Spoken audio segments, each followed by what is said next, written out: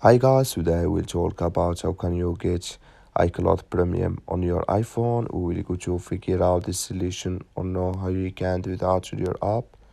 So you just follow these ways, then it's going to work with you. All you have to do is you just click on settings.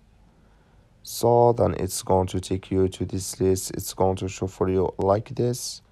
Then you click here on your name.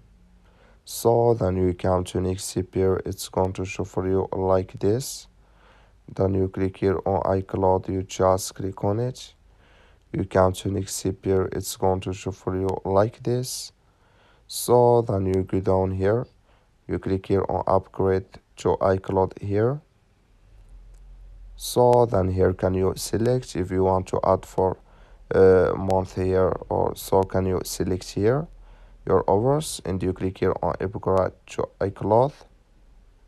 So then it's going to show for you a list like this here. Then you click here on subscribe. Here add your password, and automatically it's going to take you to add your card information, so to add with you.